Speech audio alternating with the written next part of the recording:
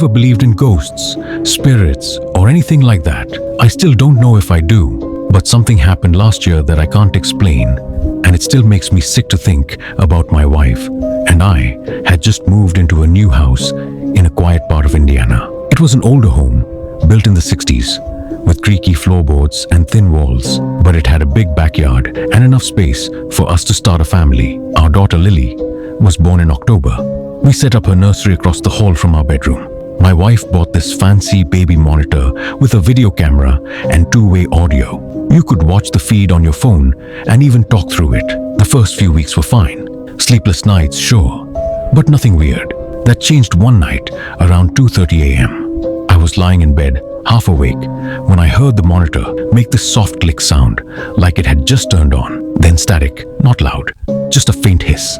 I looked at my phone and saw the live video feed had switched on by itself. Lily was asleep in her crib.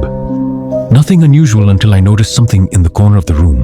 It looked like movement just for a second. I blinked, nothing. Maybe my eyes were just tired. I closed the app and tried to sleep. But then around 3 a.m., the monitor clicked again. This time the static was louder. I opened the video feed and felt my chest tighten. There was a man standing next to Lily's crib. Not a shadow, not a trick of the light, a real man. Bald, pale, and completely still. Just standing there, staring down at her. I jumped out of bed and ran into her room. My heart was pounding so hard I felt dizzy. But when I opened the door, nothing. The room was empty. Lily was still asleep. I checked the windows, locked. Checked the closet, empty. I told my wife what I saw, but she thought I was just overtired. You probably dreamed it, she said, but I know what I saw. That was just the beginning. Over the next 2 weeks, the baby monitor kept turning on by itself, always around 3 a.m. Sometimes it was just static. Sometimes there were whispers.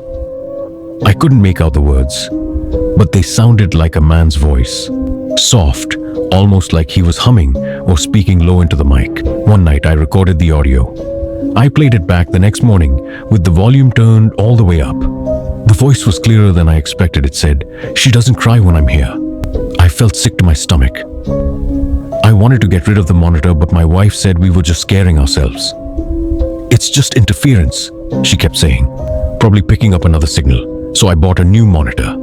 Different brand, different frequency. For 2 nights, everything was quiet. Then on the third night, at exactly 3:03 a.m., I got a notification. Motion detected. Lily's room. I opened the app. Lily was sitting up in her crib. Eyes wide open, not crying, just staring toward the door. And standing in the doorway was that same man. Only this time, he was looking directly into the camera. I leapt out of bed yelling for my wife. We both ran into the room. Nothing, no one there. But Lily was still sitting up, pointing at the door. We called the police. They found no signs of forced entry. Every window locked, no fingerprints, nothing. That night, we stayed in a hotel. We moved out a week later. Before we left, I set up the baby monitor in Lily's old room, just for one last night. I told myself it was to prove that it was all in my head. At 3:03 a.m., I checked the feed one last time. The room was empty, but in the reflection of the nursery window, I saw a figure. Right behind me, I saw a figure. Right behind me,